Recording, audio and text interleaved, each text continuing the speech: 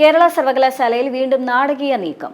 പുതിയ രജിസ്ട്രാർ ഇൻചാർജിനെ നിയമിച്ചതിന് പിന്നാലെ അവധിക്ക് അപേക്ഷിച്ചിരിക്കുകയാണ് സസ്പെൻഷനിലുള്ള ഡോക്ടർ KS അനിൽകുമാർ. ഈ മാസം 20 വരെയാണ് അവധിക്ക് അപേക്ഷ നൽകിയത്.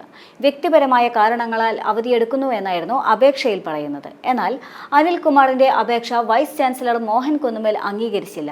സസ്പെൻഷനിലുള്ള ആൾക്ക് അവധി എന്തിന് എന്ന് ചോദിച്ചുകൊണ്ട് പരിഹസിക്കുകയാണ് VC ചെയ്തത്. അതേസമയം രജിസ്ട്രാർ ഇൻചാർജായി രശ്മി ചുമതലയേൽക്കുകയും ചെയ്തു. ഇന്നലെ ചേർന്ന നിർണായക സിൻഡിക്കേറ്റ് യോഗത്തിലായിരുന്നു രജിസ്ട്രാർ ഇൻചാർജായി മിനി കാപ്പനെ മാറ്റിയത്. രജിസ്ട്രാർ ഇൻചാർജ് ചുമതലയിൽ നിന്ന് മിനി കാപ്പനെ മാറ്റണമെന്ന് ഇടത് സിൻഡിക്കേറ്റ് അംഗങ്ങൾ ആവശ്യപ്പെട്ടിരുന്നു.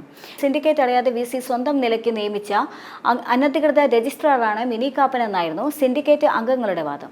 മിനി കാപ്പനെതിരെ ഇടത് അംഗങ്ങൾ പ്രതിഷേധം സംഘടിപ്പിക്കുകയും ചെയ്തിരുന്നു. ഇതിന് പിന്നാലെയാണ് മിനി കാപ്പനെ തൽസ്ഥാനത്ത് നിന്ന് VC മാറ്റിയത്.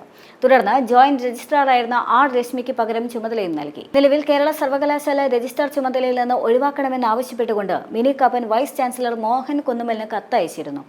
പദവി ഏറ്റെടുക്കാൻ താല്പര്യമില്ല എന്ന് അറിയിച്ചായിരുന്നു VCക്ക് കത്ത് നൽകിയത്.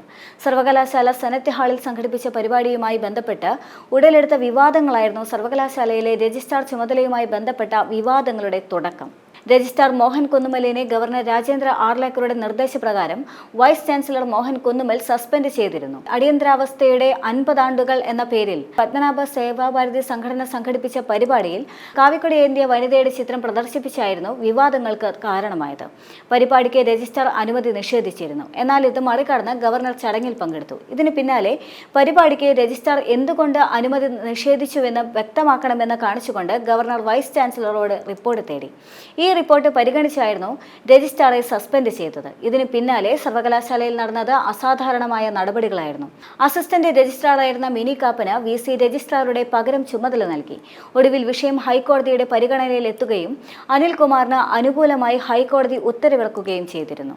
എന്നാൽ തുടർ നടപടികൾ സ്വീകരിക്കാനായി വൈസ് ചാൻസലർ തയ്യാറായില്ല. അനിൽകുമാർ ഇപ്പോഴും സസ്പെൻഷനിൽ തന്നെ തുടരുകയാണ്.